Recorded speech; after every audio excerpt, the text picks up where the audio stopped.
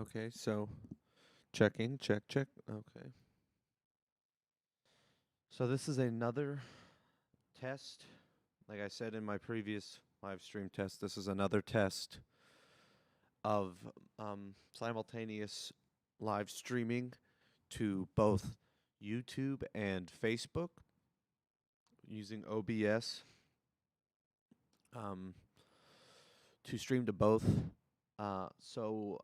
What I had was I had an issue with YouTube where it was claiming to be getting uh, uh, a keyframe rate that was too uh, um, low. It was too long of a period for keyframes, and I dug into the settings for OBS and found that there was a setting that you could adjust for your keyframes specifically for your recording output, which is what I have YouTube set as. I decreased the keyframe rate for that, which should hopefully help improve performance uh, on the YouTube stream. It currently claims to be excellent condition, um, or excellent connection um, on the YouTube live studio.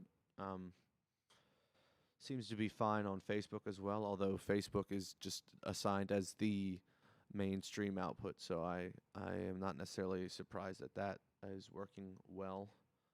Um, but hopefully this stream on YouTube will continue to look good. I checked. I kind of scrubbed through the footage of the previous live stream test, um, and it looked fine. I don't imagine it was actually an issue of receiving the video. I guess the bigger test would be to see how the stream itself had looked while I was getting those alleged keyframe issues.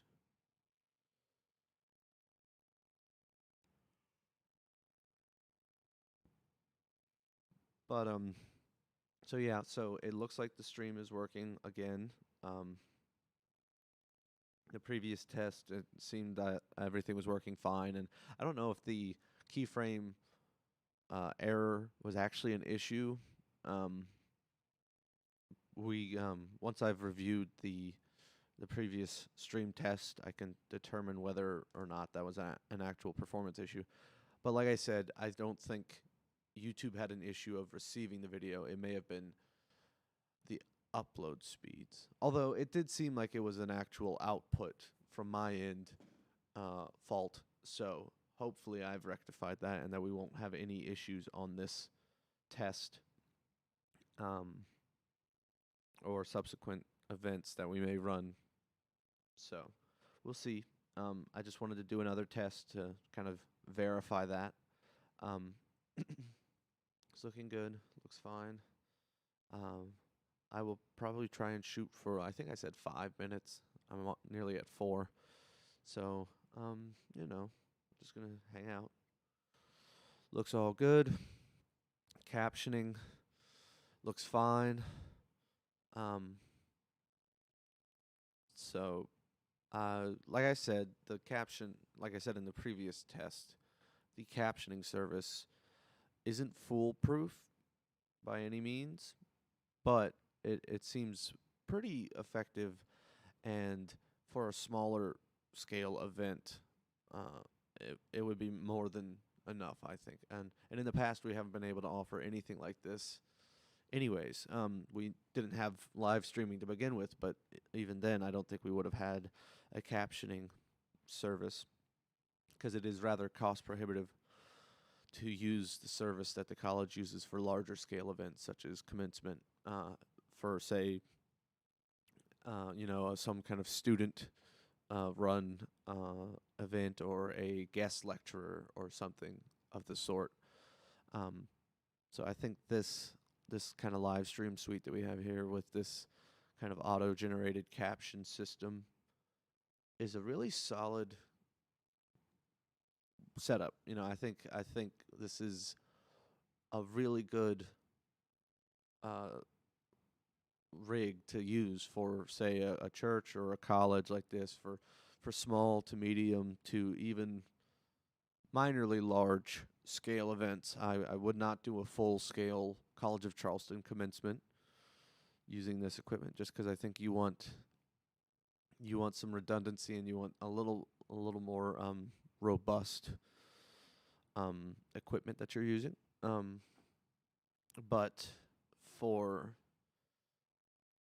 most events that uh, I can think of that we've ever worked, just audiovisual event support at the college, I think this is a great setup. I think it'll be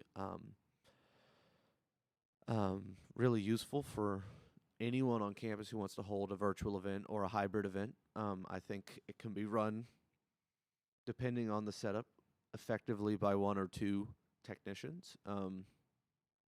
I think, especially if it is a all virtual event, where it will be more of a TV studio setting rather than a live event with an audience, because then you can kind of plan with your filming in mind, your camera angles in mind, placement of participants in mind, and it also would make setup of equipment and use of equipment a lot easier, because of the lack of concern, or the lack of need to consider uh, sight lines for audience members, uh, and walking paths and whatnot. When there's no audience, there are a lot of factors that would limit or constrict our equipment setup that are lifted. Like, for example, we do not need audio uh, reinforcement in a space if there is no audience. So that makes the chances for feedback drop to zero, unless there were a monitor speaker for a musical performance, or something of the like. But it really improves um, the uh, the chances, or decreases the chances of audio issues such as that, or just all in all, I think it's a slightly more involved setup, obviously, than we would have with a regular live event, but it has its positives and negatives. I think we need more time to set an event like this up. Just leading up to it, I think we need more time with a clearer run of show for a streamed event. But also, I think the the the quality that we can provide with um, the equipment that we have here is pretty good. Is very good. Um, so as long as we have the requisite time to iron out details and set up and prepare for the event, I think we can have really, really strong, clean, smooth events with this setup. So I'm gonna wrap up this second test for today, and I'm gonna call it a day with this.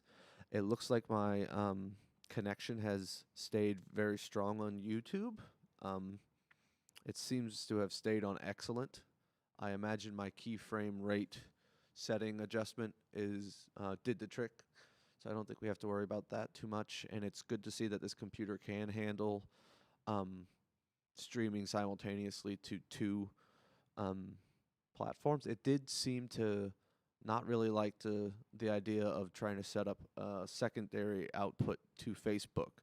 So if it is going to be streamed to Facebook and YouTube simultaneously, Facebook should be considered the lead stream output, whereas the recording output should be sent to YouTube, uh, because YouTube seems to be a little more flexible with their settings and how they receive the video feed.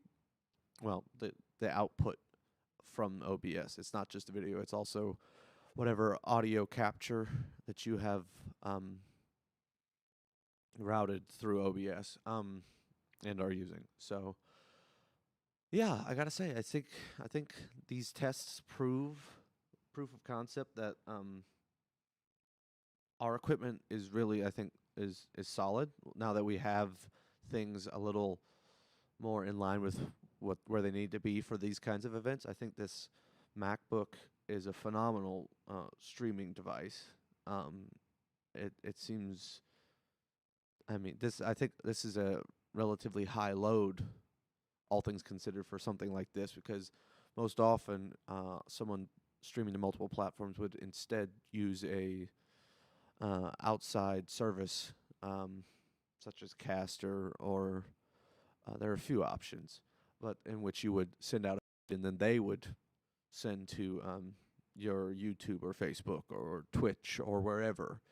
Um, but the fact that you could send two outputs to different locations simultaneously in OBS like this, and it's only using 31% of the CPU, is pretty good. I think that's good. Our mixers are great for this. I mean, you can feed them right in. So all in all, I think everything we've got is pretty solid for what we need. That is not to say that we won't we may that is not to say that the possibility of running into issues is zero. That is to say that I think I am confident in uh, my ability and uh, the quality of our equipment to feel confident in any events that we put on, barring some outlandish request. So yeah, so that's good. I'm gonna wrap up this stream. Thanks again. If anyone watches this, um, feel free to ask any questions. Um, uh, uh, so yeah, thank you, and have a good one.